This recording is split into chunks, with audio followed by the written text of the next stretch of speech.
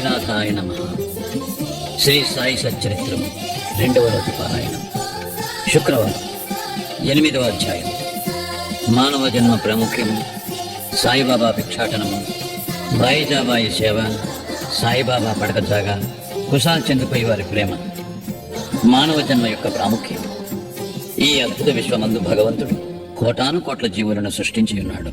దేవ యక్ష గంధర్వాదులు, జంతు కీటగాదులు, మనుష్యులు మొదలగు వారిని సృష్టించాను. స్వర్గము, నరకము, భూమి, మహాసముద్రము, ఆకాశమునందు నివసించు జీవకోటి ఎంతయు సృష్టించాను. వీరిలో ఎవరి పుణ్యం ఎక్కువగునో వారు స్వర్గమునకు పోయి వారి పుణ్యఫలమును అనుభవించిన పిమ్మట త్రోసివేయబడుదురు.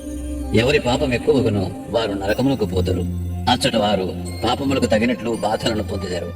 పాప పుణ్యములు సమానమగినప్పుడు భూమిపై మానవులుగా జన్మించి మోక్ష సాధనములకై అవకాశముగాంచెదరు. వారి పాపపుణ్యములు నిష్క్రమించినప్పుడు వారికి మోక్షము కలుగును. మోక్షము గాని పుట్టుక గాని వారు వారు చేసుకున్న కర్మపై ఆధారపడి ఉండును. మానవ శరీరము యొక్క ప్రత్యేక విలువ. జీవకోటి ఎంతటికి ఆహారము, నిద్ర, భయము, సంభోగము సామాన్యము. మానవునికి కాక మరొక్క ప్రజ్ఞ కలదు, అది ఏ జ్ఞానం. దీని సహాయములనే మానవుడు భగవత్ సాక్షాత్కారమును పొందగలడు. ఇంకే జన్మ ఎందును దీనికి అవకాశం లేదు. ఈ కారణము చేతనే దేవతలు సైతము మానవ జన్మను ఈర్ష్యతో చూచెదరు. వారు కూడా భూమిపై మానవ జన్మ ఎత్తి మోక్షమును సాధించవాలని కోరెదరు. కొంతమంది మానవ జన్మము చాలా నీచమైనదనియు, చీము, రక్తము, మలములతో నిండి ఉండునియు, తుదకు శిథిలమై రోగమునకు, మరణమునకు కారణమగుననియు నందరు. కొంతవరకు అది కూడా నిజమే. ఇన్ని లోపములున్నప్పటికీ మానవునకు జ్ఞానము సంపాదించు శక్తి కలదు. శరీరముండుట చేతనే మానవుడు తన దేహము యొక్క, జగత్తు యొక్క అనిత్యత్వమును గ్రహించి ఇంద్రియ సుఖముల పట్ల విరక్తి పొంది నిత్యానిత్య వివేకముతో కడకు భగవత్ సాక్షాత్కారమును పొందుచున్నాడు. శరీరము మలభూయిష్టమైనదని నిరాకరించినచో మోక్షమును సంపాదించే అవకాశము పోగొట్టుకునేదము. దేహమును ముద్దుగా పెంచి విషయ సుఖములకు మరిగినచో నరకమున పడదము. ఉచిత మార్గమేమన దేహమును శుద్ధి చేయకూడదు. దానిని లోలత్వముతో పోషింపను కూడదు. తగు జాగ్రత్త మాత్రమే తీసుకునవలెను. గుర్రపురవుతూ తన గమ్యస్థానం చేరు వరకు గుర్రమును ఎంత జాగ్రత్తతో చూచుకును అంత జాగ్రత్త మాత్రమే తీసుకునవలెను. ఈ శరీరమును మోక్ష సాధన లేక ఆత్మ సాక్షాత్కారము కొరకు వినియోగించవలెను. ఇదే జీవుని పరమావధి అయి ఉండవలెను. భగవంతుడు అనేక జీవులను సృష్టించినప్పటికీ అతనికి సంతృష్టి కలగలేదట. ఎందుకనగా భగవంతుని శక్తిని అవేమీ గ్రహించలేకపోయినవి. అందుచేత భగవంతుడు ప్రత్యేకముగా మానవుని సృష్టించాను. వానికి జ్ఞానమనే ప్రత్యేక శక్తినిచ్చాను. మానవుడు భగవంతుని లీలలను, అద్భుత కార్యములను, సేమూషి విజ్ఞానములను చూచి పరవశమొందినప్పుడు భగవంతుడు మిక్కిలి సంతృష్టి చెంది ఆనందించును. అందుచే మానవ జన్మ లభించుట గొప్ప అదృష్టము. బ్రాహ్మణ జన్మ పొందుట అందులోనూ శ్రేష్టము. అన్నిటికంటే గొప్పది సాయిబాబా చరణారవిందములపై సర్వస్వ శరణాగతి చేయని అవకాశము కలుగుట. మానవుని విద్యుక్త ధర్మం. మానవ జన్మ విలువైనదనియు దానికి ఎప్పటికైనాను మరణము అనివార్యమనియు గ్రహించి మానవుడు ఎల్లప్పుడూ జాగరూకుడై ఉండి జీవిత పరమావధిని సాధించుటకై యత్నించవలేను. ఏ మాత్రమును అశ్రద్ధగాని ఆలస్యమును గాని చేయరాదు. త్వరలో దానిని సంపాదించుటకు యత్నించవలను.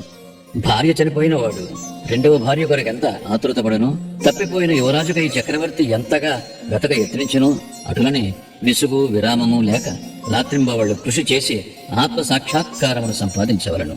బద్ధకమును, అలసతను, కునుకుపాట్లను దూరమనర్చి అహోరాత్రములు ఆత్మయందే ధ్యానము నిలుపవలను. ఏ మాత్రము చేయలేనిచో మనం పశుప్రాయులమగదము. తక్షణ కర్తవ్యము. మన ధ్యేయము సత్వరము ఫలించు మార్గమేదన వెంటనే భగవత్ సాక్షాత్కారము పొందిన సద్గురువు వద్దకేగుట. ఆధ్యాత్మికోపన్యాసములు ఎన్ని వినినప్పటికీ పొందనట్టిదియు, ఆధ్యాత్మిక గ్రంథములు ఎన్ని చదివినను తెలియనట్టిదియు నగు ఆత్మ సాక్షాత్కారము సద్గురువుల సాంగత్యము చే సులభముగా పొందవచ్చును. నక్షత్రములన్నీ కలిసి ఇవ్వలేని వెలుతురును సూర్యుడెటు ఇవ్వగలుగుచున్నాడు, అట్లనే ఆధ్యాత్మికోపన్యాసములు గ్రంథములు ఇవ్వలేని జ్ఞానమును సద్గురువు విప్పి చెప్పగలడు. వారి చర్యలు, సామాన్య సంభాషణలే మనకు మౌన ప్రబోధములు. శాంతి, క్షమ, వైరాగ్యము, దానము, ధర్మము, మనోదేహములను స్వాధీనమందుంచుకునుట, అహంకారము లేకుండట మొదలగు శుభలక్షణములను వారి ఆచరణలో చూచి భక్తులు నేర్చుకుందరు.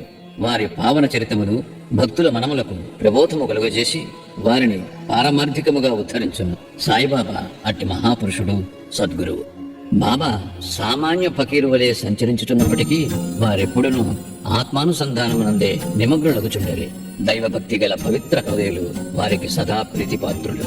వారు సుఖములకు పొంగువారు కారు, కష్టముల వలన కృంగిపోవారు కారు. రాజైనను నిరుపేదైనను వారికి సమానమే. తమ దృష్టి మాత్రమున ముష్టివాణిని చక్రవర్తిని చేయగల శక్తి ఉన్నప్పటికీ బాబా ఇంటింటికి తిరిగి భిక్షనెత్తిడివారు. వారి భిక్ష ఎట్టిదో చూద్దాము. బాబా యొక్క భిక్షాటనం. షిరిడీ జనులు పుణ్యాత్ములు. ఎందుకనగా వారి ఇండ్ల ఎదుటనే కదా బాబా భిక్షుకుని వలె నడిచి, అమ్మా రొట్టె ముక్క పెట్టు అనచు దానిని అందుకున్నట్టుకు చేయి సాచిడేవారు. చేత ఒక రేకు డబ్బా పట్టుకుని భుజానికి ఒక గుడ్డజోలి తగిలించుకుని భిక్షాటనకు పోయేవారు. బాబా కొన్ని ఇండ్లకు మాత్రమే భిక్షకు పోయేవారు. పులుసు, మజ్జిగ వంటి ద్రవ పదార్థములు, కూరలు మొదలగునవి రేపు డబ్బాలో పోసుకునేవారు. అన్నము, రొట్టెలు మొదలగునవి జోలులో వేయించుకునేవారు. బాబాకు రుచి అన్న తెలియదు. వారు జిహ్మను స్వాధీనం అందించుకునేది కాన అన్ని పదార్థములను రేకు డబ్బాలోను జోలెలోనూ వేసుకునేవారు. అన్ని పదార్థములను ఒకేసారి కలిపివేసి భుజించి సంతృష్టి చెందేవారు. పదార్థములు రుచిని పాటించేవారు కాదు. వారి నాలుకకు రుచి అన్నది లేనట్లే కనిపించుచుండను.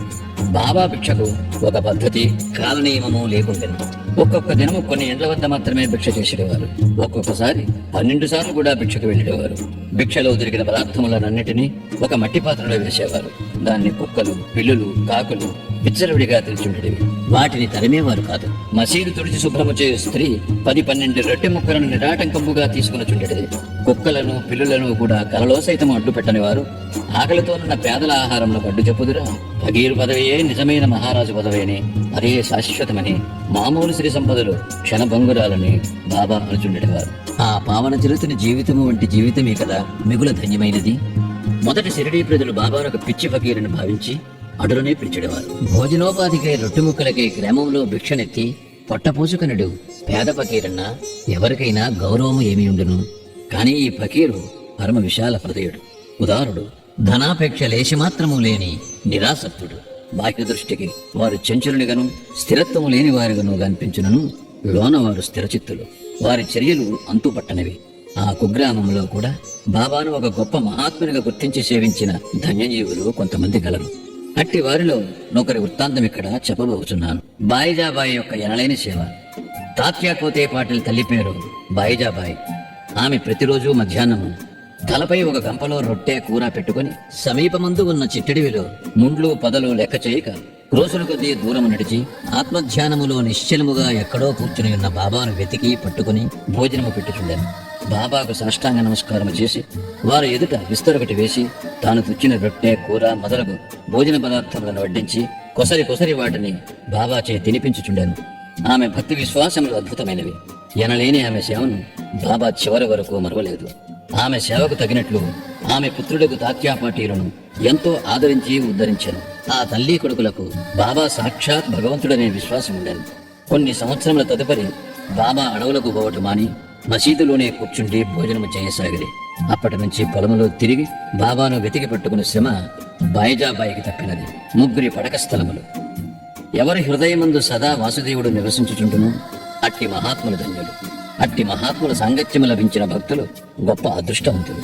తాత్యాపోతే పాటిల్, మహల్సాపతి ఇద్దరూ అట్టి అదృష్టశాలురు. బాబా వారిరువురిని సమానముగా ప్రేమించేవారు. బాబా వీరిరువురితో కలిసి మసీదులో తమ తలలను తూర్పు, పడమర, ఉత్తరముల వైపు చేసి మధ్యలో ఒకరి కాళ్ళు ఒకరికి తగులునట్లు పండుకునేవారు. పక్కలు పరుచుకుని వానిపై చతికిలపడి సగము రేయి వరకు ఏవేవో సంగతులు ముచ్చటించుకునేవారు. అందులోనెవరికైనా నిద్ర వచ్చుచున్నట్లు కనిపించిన తక్కిన వారు వారిని మేల్కొల్పుచుండేది. తాత్యా పడుకుని గుర్రు పెట్టినచో బాబా వానిని ఇటునటు ఊపి వాని శిరస్సును గట్టిగా నొక్కుచుండెను. బాబా ఒక్కొక్కసారి మహల్సాపతిని అక్కున చేర్చుకుని అతని కాళ్ళు నొక్కి వీపు తోమిడేవారు. ఈ విధముగా 14 సంవత్సరములు తాత్యా తన తల్లిదండ్రులను విడిచి బాబాపై ప్రేమచే మసీదులోనే పండుకొనెను. అవి మరుపురాని మధుర దినములు. బాబా ప్రేమానురాగములు కొలువరానివి. వారి అనుగ్రహము ఇంతైని చెప్పుటకు అలవి కానిది. తండ్రి మరణించిన పిమ్మట తాత్యా గృహ బాధ్యతను స్వీకరించి ఇంటిలోనే నిద్రించుటకు ప్రారంభించెను. రహతా నివాసి కుశాల్ చంద్. షిరిడీలో తాత్యా తండ్రి గారైన గణపతిరావు కోతే పాటీలను బాబా ఎంత ప్రేమాభిమానాలతో చూచెడేవారో అంతటి ప్రేమాదరణలతో రహతా నివాసి చంద్రభాన్ సేట్ మార్వాడిని చూచుచుండేది. ఆ సేట్ మరణించిన పిమ్మట అతని అన్న కొడుకు యగు కుశాల్ చంద్ను కూడా మిక్కిలి ప్రేమతో చూచుచూ ఆహర్నిశలు వారి యోగక్షేమం మరయుచుండేది. ఒక్కొక్కప్పుడు టాంగాలోను, మరొకప్పుడు ఎద్దులబండి మీదను బాబా తన సన్నిహిత భక్తులతో కలిసి రహతా పోవారు. రహతా ప్రజలు భాజా భజంత్రీలతో ఎదురేగి బాబాను గ్రామ సరిహద్దు ద్వారము వద్ద దర్శించి సాష్టాంగ నమస్కారములు చేసేవారు. తర్వాత మహావైభవముగా బాబాను గ్రామంలోనికి సాదరముగా తీసుకుని వెళ్ళేవారు. కుశాల్ చంద్ బాబాను తన ఇంటికి తీసుకుని పోయి తగిన ఆసనమందు కూర్చుండజేసి భోజనం పెట్టేవారు. ఇరువురును కొంతసేపు ప్రేమోల్లాసములతో ముచ్చటించుకునేవారు. తదుపరి బాబా వారిని ఆశీర్వదించి షిరిడీ చేరుచుండేవారు. షిరిడీ గ్రామమునకు సమాన దూరములో ఒకవైపు దక్షిణమున రహత, మరోవైపు ఉత్తర దిశయందు నీమ్గాం ఉన్నవి. ఈ రెండు గ్రామములు దాటి బాబా ఎన్నడూ ఎచ్చటికీ పోయి ఉండలేదు. వారెన్నడూ రైలు బండిలో ప్రయాణము చేసి ఎరుగరు. రైలు బండిని కనీసము చూచి కూడా ఉండలేదు. కాని సర్వజ్ఞుడైన బాబాకు బండ్ల రాకపోకలు ఖచ్చితంగా తెలియచుండేవి. బాబా వద్ద సెలవు పుచ్చుకొని వారి ఆజ్ఞానుసారము ప్రయాణము చేయవారులకు ఏ కష్టములు ఉండేవి కావు. బాబా ఆదేశములకు వ్యతిరేకముగా పోవారు అనేక కష్టములు పాల్గొచుండేవి. అటువంటి కొన్ని సంఘటనలను మరికొన్ని ఇతర విషయములను రాబో అధ్యాయములో చెప్పేదను. 8వ అధ్యాయం సంపూర్ణం. సద్గురు శ్రీ సాయినాథార్పణమస్తు. శుభం భవతు.